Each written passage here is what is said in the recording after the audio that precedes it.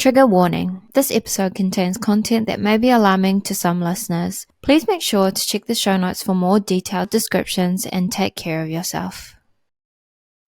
On this week's episode, we speak with Ariana, who has 2 birth experiences here in Japan. It was natural, but it was unnatural. The contractions because of the medication. She goes deep and explains the hardships that she endured during her journey. Definitely, postpartum depression, a lot of mom guilt. And then at 9 weeks, they were like, there's no heartbeat. And how she got stronger from them.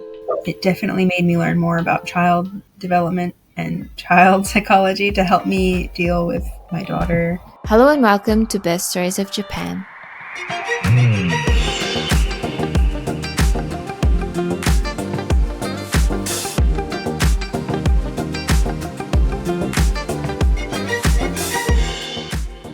Hello and welcome. Thank you so much for joining me today, Ariana. How are you? Good. Hot day. Got lots done. Feeling productive. Nice. I would love if we could start off with a little bit of an intro. So just yours and your family's names, your ages, and where you're based. Okay. My name's Ariana. I'm originally from Florida in the United States. I moved to Japan when I was 15. I ended up marrying my husband, who's Japanese, and I have a stepson who's 14. His name's Shoma. I have a daughter who's 6, first grade. Her name is Rika. And my youngest is 2. His name is Koshiro. And we live now in Kawaguchi in Saitama. Nice. Awesome. How was having a stepson for you? What was that like as an introduction to motherhood?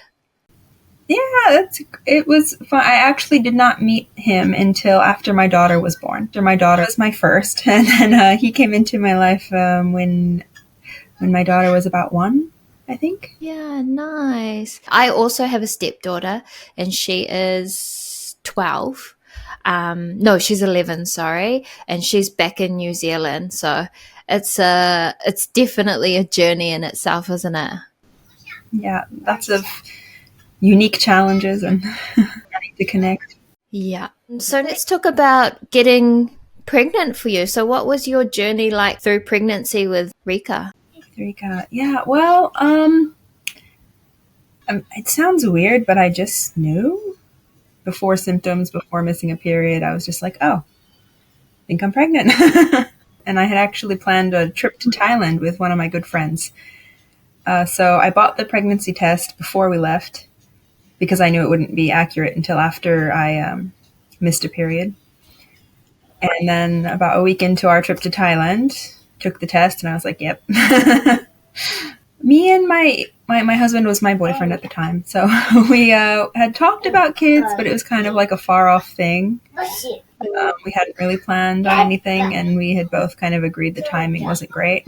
And then, of course, I got pregnant. So we were like, well, now what? And, actually, originally, I was happy about it. Yeah. I was excited to tell him, like, oh, I'm pregnant. Like, it's earlier than we wanted, but it's exciting, right? And for the first night, he shared my excitement. And then, like, the second night, he was like, I don't think we should go through with this because it's just bad timing. And so that pregnancy overall ended up being really stressful for me from the start because, we weren't on the same page with it. Of course, I'm pro-choice, and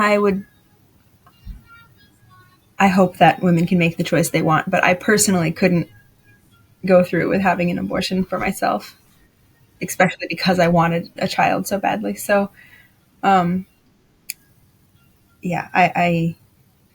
told my husband actually at the time, like, well, you don't have to stick around for it, but I'm pregnant and I'm going to have a baby. So we got to figure it out.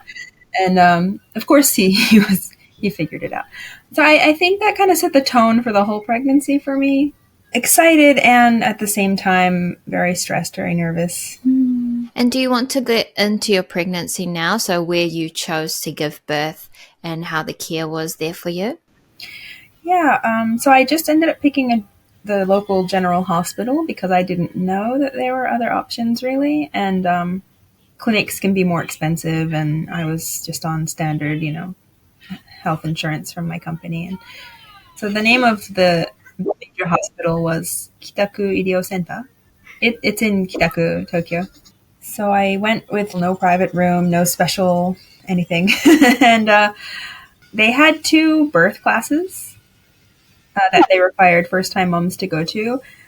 But I don't know, I didn't feel they were all that informative. They didn't teach you about like breathing or actually giving birth. It was very medical. This is what the uterus looks like when the baby's coming through. And I was like, well, that's nice, but it's not all that helpful for me when I'm actually giving birth. And of course, one was about taking care of baby afterwards, which, a little helpful. I had severe anemia, actually, so I think that didn't help. And I had low blood sugar, low blood pressure. So I was quite weak and shaky all of the time, and quite nauseous for pretty much the whole pregnancy. People were like, it'll get better after week 12. And I was like, excellent. And then it was like week 22, and I was like, I still feel terrible. But but otherwise, I didn't sense that anything was wrong or anything like that. The checkups and stuff were okay at first. It was an extremely busy hospital, and a lot of times the nurses were really rough with exams. I ended up having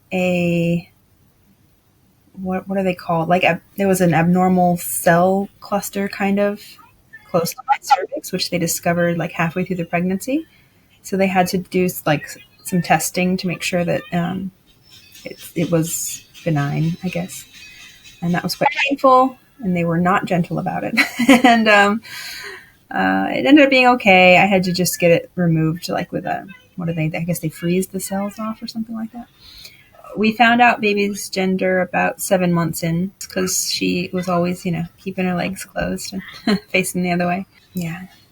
And near the end, I recall actually one time where they were quite rough, and I ended up bleeding on the table. I was telling them it was painful, and the nurses, it was a female doctor and a nurse, I guess, and they were kind of like laughing about it. Maybe because I was complaining, I don't know, but it felt really not good. And it was painful, and I was bleeding, and I was like, this is supposed to be a normal exam. I shouldn't be like dripping blood onto the floor. I feel like something's wrong here. But at that point, I couldn't change hospitals. I was like 38 weeks or something like that. And, I want to say I didn't have the time, but I don't think that's necessarily true. Maybe I just didn't have the resources or the knowledge to even start educating myself more on what birth would be like and the options I had, like talking with a midwife or, finding a doula, things like that. So I didn't do any of that. And yeah, it ended up being not a great experience, but I hadn't done much preparation as far as, people say you should eat dates and drink tea, and, I hadn't done any of that. So I thought I'd be okay, especially since it was my first. I thought she might even be a bit late, but me and my husband went for a long walk, going up and down hills and whatnot. I guess that wasn't a great idea, because we came home at about 11 p.m., went to get in bed, and my water broke, and I was like, oh, I think that might have been my water. I think maybe we should call the taxi. So when my water broke, I think I was right at the end of 39 weeks. So I called the hospital, and they said, if the water has broken, even if you're not having contractions, there's risk of infection, so we want you to come in. So I got in the taxi, they confirmed that the water was broken and checked the fluid levels, and then immediately put me on, it was a drip for making you, like, forcing contractions. And, man, that was awful. It is so painful. They would stop the medication for a couple hours at night so that I could sleep. And when they would stop the medication, the contractions would stop after like 10 minutes of stopping the drip. So I made it through the first night relatively sane. And then the second day, I was begging them. I was like, it's taking too long. I can't handle it. I would rather have a C-section. And the doctor basically said, no, you don't need a C-section. I said, well, okay, but I feel like I'm dying. And then a few hours after that, though, he came in and he made me sign a paper that said they were not responsible if my cervix ruptured, which was frightening. I didn't quite understand what that implied. But I was in so much pain that I was like, sounds like a possibility. And I ended up just signing it, at that point, I wasn't really able to make informed decisions for myself. I was not really there at all. Continued all through the second day. Yeah, but the third day was really, really too much. I think I kept telling my husband that I was going to die, and I wanted him to send the baby to my mom. And it was Valentine's Day, and I guess they served me like a cute breakfast, and they had like cut the strawberries into heart shapes or something. And they were like, "Look, isn't it cute?" And I was like, knocked the plate over, and I was like, "Get away from me!" Like I was so gone. My husband was like, "I have never seen anyone act like that," and I was like, "You have no idea what I was going through." I don't remember any of it. Like I was not there. He was freaking out, I guess. So he kept going out in the hallway to call his mom and be like, "What do I do? What if she dies? What's going to happen?" I think around like 4 p.m., it was getting to the point where the amniotic fluid was quite low, and the baby's oxygen rate kept dropping because mine kept dropping because I was kind of going into shock from how long and how painful it was. And I'd had a birth plan, by the way, which they did not follow at all. Finally, at like 6 p.m., they were like, "Oh, she's finally coming down. Like she's, she'll be born tonight." And I was like, "Oh, thank God," because and she was born shortly after 6. I remember that my husband was not in the room when the baby was coming down because he was in the hallway calling his mother. And the doctors were like running in the hallway, like yelling for him, like, "She's going to be born. You gotta come. Where is he?" He came in like right as she was coming out, I guess. I think it was all so hazy. I was in so much pain, and it was so it was natural, but it was unnatural. The contractions, because of the medication, that I did not feel her coming down at all. They kept telling me to push, so I did, and then I guess her head came out, and they expected me to know that, but I didn't, so I kept pushing, and they were like, "No, no, no, you have to stop pushing," and I was like, "Why?" And they were like, "She's out," and I was like, "Oh."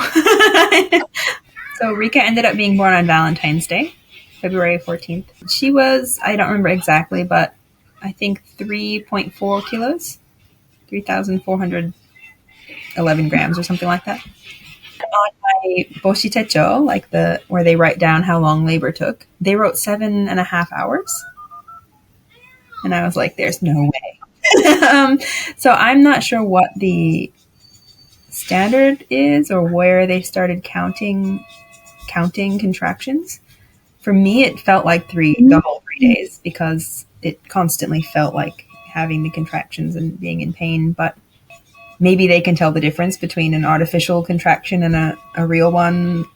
I'm not sure, but they wrote 7.5 hours. You were so strong for handling that. Like just the duration, but also the care that the quality of the care that you received. That would have been tough. Yeah, I feel like in the moment, like you don't have a choice, right? I was a first-time mom, so I didn't know what's normal and what isn't. I thought, maybe I am just being weak. Maybe this is what it's supposed to be like. Maybe and there's no choice anyway. My only choice. I'm giving birth. I have to lay there and accept whatever's happening. So, yeah. I mean, maybe it's lucky. I don't really remember most of it, but You went through a marathon. How was recovery for you? Recovery was how was recovery?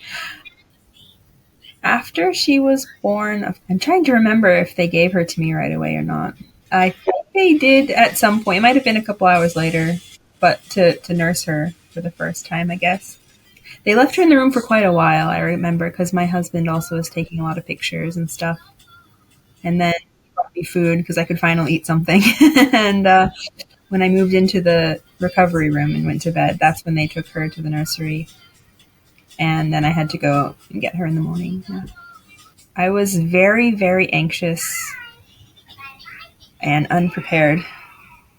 Anytime they left the baby with me, I would start crying because I was like, what do I do with this? Someone help me, right? This is my responsibility.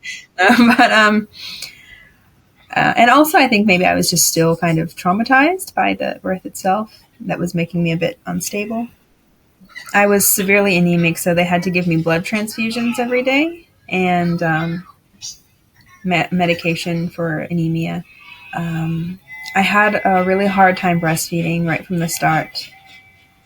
Whenever I brought it up to the midwives many times, and they were kind of like, well, if you can't do it, just get a bottle.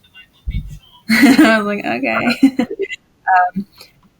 I tried anyway, and they were like, oh, well, you're holding her wrong. Like, she's just, you're not getting her to latch right. And I was like, but I'm doing everything that you say to do, and it's not working. And she wasn't latching properly. So, of course, like, my nipples ended up being quite, like rubbed raw, or, they were bleeding and cracked and gross by, like, the fourth day. And the nurse gave me some Vaseline and was like, well, this is all we can do for you. Maybe you should just stop. So I ended up trying for 6 weeks, but it was the same the whole 6 weeks. So we ended up giving up at 6 weeks and just moving to formula. So physically, I recovered. Nothing unusual, nothing strange. Mentally, of course, I think that thinking back on it, I think it started from like when I got pregnant because it was such a stressful situation. And my husband wasn't totally on board. Our family situation at the time was also quite complicated. So that caused, a lot of stress, a lot of insecurity and anxiety on my part. And then the birth being what it was also extremely anxiety inducing. So I feel at the time I didn't recognize it, but definitely had maybe PPD or, postpartum depression or anxiety that lasted quite long. I think, honestly, until my daughter started kindergarten, I was not very well. um, of course, they have those visits from the city where they ask you, how are you doing? How do you feel about raising kids? And I was like, I hate it. I can't handle it. I couldn't handle her emotions maybe because I was so emotionally dysregulated. And they were like, oh, but are you going to be okay? And I was like, well, I guess. And they were like, oh, okay, then. That was the end of that. And I was like, oh, that was useless. I understand why they do the checks, but I wonder why there's no real follow-up. Yeah, I feel I could have used a lot more help then. It did inspire me to learn a lot more about child psychology. I'm a psychologist to begin with, but it definitely made me learn more about child development and child psychology to help me deal with my daughter's big emotions and, all of those things. So in the end, that was a positive that came from it. I understand her a lot better. And then how did you get through the postpartum depression? How did I get through the postpartum depression? That's a good question. I went to the States for about 3 months at one point because I was feeling so unsupported and just unstable here. And that was a little helpful because at least I had my mom helping me out. We ended up coming back to Japan and I started working more, setting my own goals, I think. Focusing 100% on motherhood when it was so difficult for me was kind of keeping me trapped in that mindset. So I kind of threw myself into trying to learn more and start my own business as a counselor. And that gave me a sense of purpose. And it also gave me the opportunity to study more about child development, like I said before. And before I knew it, yeah, I was feeling much better. And she started kindergarten, which was amazing because, I also got a break from just kids at that point. Yeah, it's a really tough one. Everyone has their own tools to kind of deal with it, and some are still trying to figure out those tools. So, thank you so much for sharing that. I just want to ask, do you know how much the first birth cost you? It was quite expensive, actually, because I was in the hospital for an extra time. I think I was in the hospital for a total of 9 days because of the complications, plus the cost of the medication, the induction medication, and all of that. So, plus the blood transfusions and all that. So I think it came out to about 80 man. I think we got like 200,000 of it covered after the fact, like reimbursed from insurance because of the complications. But I think out of pocket we ended up having to pay about 200,000 as well. Okay, I think now we'll talk about your second pregnancy. So, do you want to talk about getting pregnant the second time? Yeah. So the second time we planned because I really wanted my daughter to have a sibling. I didn't want her to be, alone. I felt, especially being half and being standing out, that having a sibling who's like her would be really important as she grows up. So we planned on doing it about 3 years apart. We wanted them to be. So we were trying for a baby. I was, once again, when I got pregnant, I was pretty much right away like, oh yeah, I think I'm pregnant. No real reason, but yeah. And then we ended up going to the States January of 2020. And COVID had just, I think it was not quite recognized yet, but it was already starting. And me and my daughter got extremely ill on the plane. And when we landed in the States, we went to the emergency room a few times. And they tested us for everything, and they were like, we have no idea what it is. So I couldn't tell you that it was COVID, but I'm pretty sure it was COVID. And because they didn't have the testing yet, they didn't know yet that it was a thing.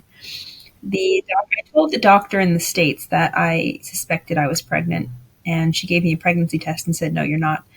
And I said, okay, but it's only been like 2 weeks, so I don't think that it would show on a pregnancy test yet, but I'm pretty sure that I am.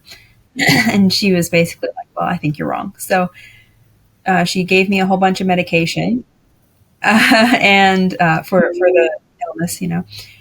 But we were in such bad shape that I just took it because I was like, well, I can't breathe. I have a super high fever. I can't get out of bed. And about 2 weeks later, I took my own pregnancy test, and I was pregnant. But I'm not sure if it was just fate or if it was the medication or the illness. But after coming back to Japan, and I was really excited too. I told like my mother-in-law and all my friends, I was like, we're having our second baby, yeah. And everyone says not to do that till after the first semester, and I learned that the hard way because a few weeks later I had a miscarriage, and the doctor himself was, I mean, he wasn't cold, but he's just an old man who's like, oh yeah, you're having a miscarriage. And I was like, oh. And, of course I was like really upset and started crying, and he was just kind of like, oh well, this is awkward, nurse. But the nurses came, and they were quite gentle with me and helpful, and gave me some advice on what to do.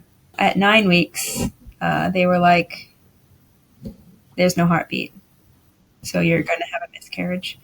And then I actually lost the baby at 11 weeks, I think. So actually those 2 weeks were the hardest because I knew that I was going to lose it, but you're just kind of waiting around for it to happen. Yeah, that was the hardest. And then, of course, when it actually happened too, there's not a lot that anyone can do to help you. So you're just kind of at home, and it's really painful. It feels a bit like early labor cramps.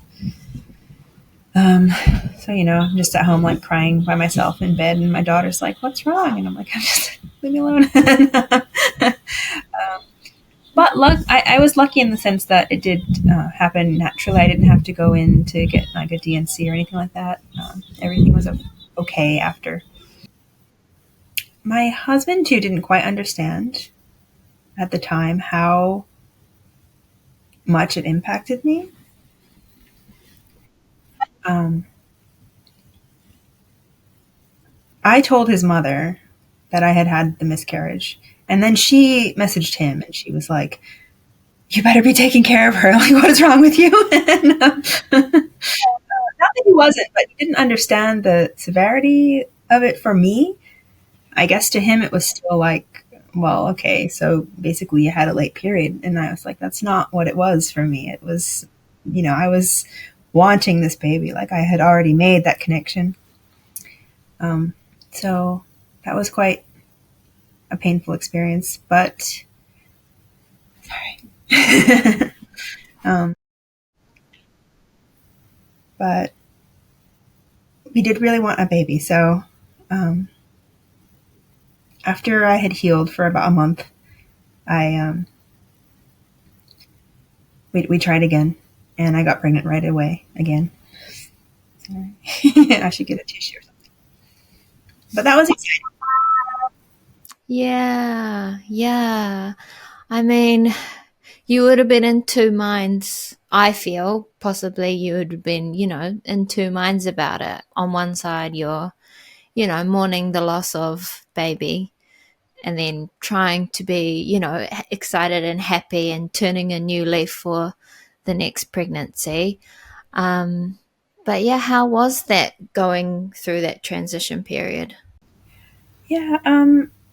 Of course, for the first month, I think mentally too, I was not ready to try again. So I had made a memorial box for the baby, and I put like the ultrasound photo in it with like a mamori amulet that I'd bought at the shrine, and some nice things, and a little letter to the baby, and I have it in a box that I put on my bookshelf. So this was my way of kind of memorializing and grieving for it. I think that helped me a lot to be able to see it and feel the grief that I needed to feel when I did see it, and then kind of leave that grief there with that memorial box and move on over time.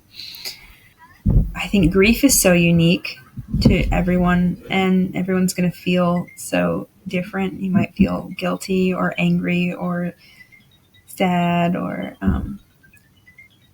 I think in my case, I was just really sad, and some part of me also wanted something to blame. And in that way, it was kind of maybe good that I had been so ill in the beginning, because I could blame that, and that's not hurting anyone if I blame that.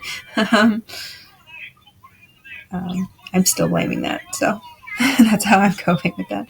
But to grieve that sadness for me was needing a place to put it. I couldn't keep it all inside me because it was just too heavy, which is why I made that a box. And in my mind, it was a way to send that baby the love that I had for it already, and also a place to put that sadness. And I could put it back on the shelf and be like, well, okay, the sadness is there for now, and now I can get back to doing what I need to do today. So we tried again rather quickly. I guess it would have been 2 months later, because I had to have a period first, and then, yeah. And then, of course, got pregnant right away. This time too, I was pretty much sure that I was pregnant right away. um, that one was quite smooth, I guess. We really wanted this pregnancy, of course. We had, maybe because we had just gone through the miscarriage, which was really tough on me and had also caused some strife with my husband because of his lack of understanding at the time. But that strife had caused us, to communicate better about our feelings about it, and my feelings about it, and bond better, get closer in that sense. So when the third pregnancy was confirmed, I felt like it was he was more understanding too, and more gentle and more supportive. Did you find out the gender when you were pregnant? Yeah, this time they told me it was probably a girl at first because they couldn't see anything. And then at about 7 months, they were like, nope, wait, there it is. So yeah, it was pretty smooth. Of course, I was really worried that it was going to be similar to the first birth experience. So I talked to a doula online, reserved a private room at the clinic. I ate a whole bunch of dates and drank raspberry leaf tea every day. I was like, no, we're not doing this again. I was also worried because I didn't know what real contractions felt like. So I was like, what if they just start and like, I don't even know. Like, what is it going to be like? I have no idea. But luckily, also, I believe, when was it? 38 weeks. I was getting contractions one night.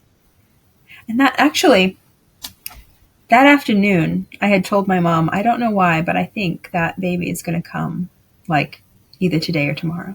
And she was like, if you're saying that and you're not having contractions, there's no way. And I was like, yeah, I don't know why. It's just a weird feeling. And then that night, I started having contractions. And they weren't so bad, at least not compared to, what I knew from before. So my husband was like, it's still fine. They're not that bad. Like, you probably just go to bed. It's okay. And I was like, I don't know. They're quite close together. I think I should call the hospital. So I did. And they were like, yeah, you should probably come in. They sound like they're pretty close together. And that clinic was called, where was that? That clinic was called Takahashi Ladies Clinic in Kawaguchi. So I went in and they were like, oh yeah, you're definitely having steady contractions. You should probably stay. I was like, okay. So, and that one it also took quite a long time compared to, I guess, normal people's labors. It took 24 hours. But for me, it felt quite short. I was like, only 24 hours, really? Yeah. And it was much easier, I guess, because it had started naturally. I was feeling relieved that it wasn't going to be the same experience. The clinic was a bit odd in that the labor and delivery room were different rooms. So I was laboring in one room, and then when they felt that it was time, they moved me to the delivery room, but they were basically like, all right, get up, we're going to the delivery room. And I was like, get up? What do you mean? I have to walk? Like, it's like, are you serious? And they were like, yeah, let's go. I was like, okay, oh my God, what if he just like drops in the hallway? But made it to the delivery room. Not only, I think I was in the delivery room maybe like 30 minutes tops. With Koshiro, I could feel it much more. I was very much more aware. I could actually feel like when he was dropping, coming down the canal there. When he was actually born, yeah, I felt in both instances that the contractions were much worse than actually giving birth. It felt kind of relieving because once their head and stuff comes out, the contractions stop pretty quickly. Afterwards, I actually asked the nurse with Koshiro if I had even like torn at all because I felt like I hadn't. She was like, yeah, you did a little bit, but oh, I had no idea because it was, yeah, so smooth, I guess. So he was born on December 10th, 5 days before my own birthday. And he was about the same weight as his sister. I think a little bit smaller. It was like 3,300 something grams. I was absolutely amazed that a labor could be like that. That's what a real labor is. I was like, it's not this terrifying. Like, was it fun? No, but it wasn't, my first experience. So I had told them I didn't want to be cut, and they respected that. I told them that I wanted to hold baby right away. They let me do that. They did not let me nurse him until later that evening. I think it was several hours after, which I was not too happy about, but like if that's the worst that's going to happen, like that's totally fine. So going off there, how was your recovery postpartum, both physically and mentally? Mm-hmm. With Koshiro, yeah, like I said, the support in the clinic was so much better. And the midwives were so much more personable, I want to say. Not that they were necessarily kinder, but in the first clinic, I felt like they saw me as like just another patient in line. Whereas at the clinic, it felt more like they saw me as, a mother who's just had a baby and needs support. And I was very worried about not being able to breastfeed, and they helped me with that a lot. And I ended up nursing my son forever. He still nurses sometimes. So that was just overall such a better experience. Oh, and every day we had a circle, kind of, where all the moms who'd just given birth would sit with the midwives kind of in a lounge area, and we would just talk. And I felt that was really important. I didn't personally connect with anyone in that circle, but just getting out of the room with the newborn in the first few days and sitting and talking with other women, other mothers, other adults was, I think, really important. While I was in the hospital giving birth to my son, actually, I had my best friend stay at my house for 4 days to help take care of my daughter. So I immediately felt more supported, more connected. When we came home, of course, she made me dinner that night before she left so that I wouldn't have to come home and immediately, worry about dinner and cleaning and all of that. Yeah, it was much smoother. And also, my son was much more chill as a baby than my daughter was. I think maybe because of how stressful the pregnancy was. I'm sure she got a lot of, cortisol and stress hormones probably in the womb. So she is, from birth, has been a handful emotionally. She has super big emotions. As a baby, she cried all the time. I had to, rock her constantly, and she would scream and cry for hours and hours. But my son was so relaxed. He barely ever cried. Maybe it was also because it's definitely because I was more relaxed. Also that I knew what he needed more, and that I was able to nurse. So when he was hungry, I didn't have to wait like 2 hours to give him a bottle or something. I could just nurse him on demand, which made it much easier. I didn't feel depressed or anxious at all. I was just happy, and it was a bit more expensive than a regular clinic, but it turned out that my insurance covered the extra cost anyway. So we ended up paying nothing. Amazing. I'm just reading your notes at the moment, and you talk about how you felt more connected with him, and that you maybe had a bit of mum guilt about how it went with your daughter. Do you want to talk about that a little bit? Yeah, kind of. I've always had a lot of mom guilt about that, because I felt we are bonded, of course, especially now that she's older and she's still a bit of a handful, but much better, much easier to handle. But her and my husband too never bonded well. They are also getting better. Their relationship is improving over the last year, but before that too, they had not bonded hardly at all because of just how hard it was. And this carried through, as a baby, she cried all the time.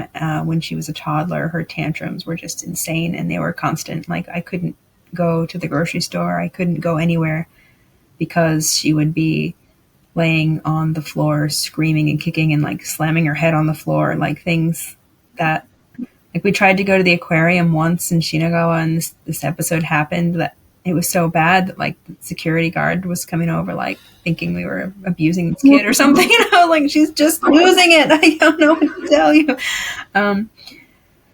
But yeah, I wondered then too if maybe there was something wrong with her, like maybe we needed her to be evaluated or something like that. But I think it was just that she was born with not a great emotional predisposition because of my situation while I was pregnant and after birth. So it took a lot of effort on my part to learn how to help her with that, to learn how to deal with it myself. And I think that it's paid off. She's much, much more regulated now, easier to deal with. not so many. She had tantrums till she was about 5, but now she's able to express herself much better. She's very intelligent. She's really funny. She's really artistic. There's so much I love about her. But I always felt guilty that I had kind of set her up with that emotional chemical makeup, I guess. And because I can't lie, I didn't enjoy her first 4 years. I didn't. It was so hard, and I dreaded sometimes just having to deal with her. Or like when she was having a rough week, like I would dread her coming home from kindergarten because I was like, oh, it's going to be one of those days. I already know it because it was one of those mornings before she went to kindergarten. And I feel, of course, really guilty about that too. Whereas, like I said, with my son, he was just so easy. So it felt I didn't have those negative feelings. I didn't feel depressed. And I think, of course, that's because I was much more relaxed and happy about the pregnancy itself. I had a much better birth experience, so much more support. And being able to nurse was, I think, a really big factor, too. Oh my gosh, I just want to give you a big hug. Mama guilt is so tough because, you just put all this pressure on yourself and try to, figure it out, put the pieces together as we love to do. But it sounds like you have done so amazingly, and being aware of the previous one to try change the next is so, so amazing. So, for the last segment, I've just got a bottle filled with some random questions. I'm going to pick one out and ask you. Sure. Bottle time. Knowing how your first birth and recovery went, how did you turn a new leaf for your second? Okay. So I was so scared that my second would be like my first that, of course, I researched so much more online, talked with a midwife, read a whole bunch of other people's experiences, researched the hell out of clinics. I actually visited, I think, 3 different clinics before I decided on the one, just like based on vibes. Go to one clinic and be like, don't like the vibe. Nope. Go to another clinic, be like, doctor, not liking that vibe either. And then I finally ended up on this clinic because the clinic itself is quite extravagant looking. It's a giant building and they've got like chandeliers on the roof and you're just like, that's a little extra. But the doctor and then midwives felt so much more real and personable and friendly. And it ended up being a much, much better experience for me. So, the first time I had just thought I didn't really have a choice and just decided on the hospital because it was there. Whereas the second time I went and visited the clinics and made sure that I liked the doctor and the atmosphere before I decided on giving birth there. Awesome. And one more. What words of advice do you have for someone else going through postpartum depression in Japan? Okay. I guess my biggest piece of advice for moms who are going through postpartum depression is to find that support system. I think there's just no way to pull yourself out of it alone. You need help, you need support, you need a village of your own. And that can be friends. There's all kinds of, mom circles, mom groups. It could be family. It could be just making sure that you and your partner are on the same page. That was really big for me because I felt like we weren't on the same page until maybe after the miscarriage. Maybe just don't give up if you don't find the support that you need right away. I felt like with my first, I went to the city hall. I talked to the Jiro Sodan Center or whatever. I did the interview where they were like, "Are you okay?" And I was like, "Absolutely not." And they were like, "Okay, well, good luck with that." So, and I did kind of give up after that. and it didn't help at all. But I did find another way to make it through. I guess educating yourself more, because, you know, it's so easy to say, like, yeah, well, babies cry all the time. That's just how it is. You can't let it get to you. But how do you not let it get to you? Like, that's so hard. So educating myself anyway on actual child brain development. Okay, well, why are they crying? Why is my 4-year-old so lacking in empathy? And learning about the way their actual brain is developing and why they act that way helps me anyway.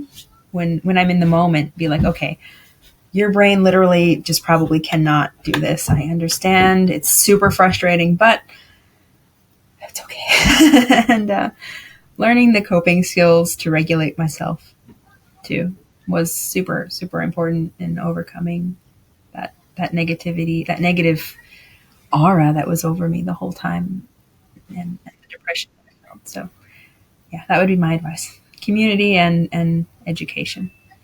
I love that. Thank you. I think that your story is full of ups and downs, but here you are sitting in front of me with a beautiful smile on your face, and I just think you're amazing. I know that it would definitely help others out there. So again, all the best. Talking with me, yes. Thank you. Bye. Bye. So if you'd like to hear more birth stories, please subscribe to this channel. Giving us a like also helps other moms see this video too, so please give us a thumbs up if you can. You can check out the description for more information about bits mentioned in this episode, but if you have any other questions or feedback, please leave a comment below or get in touch. And lastly, if you're a mama that has a story to tell, please send an email to birthstoriesjp@gmail.com. Thank you so much for watching, and I will catch you in the next one.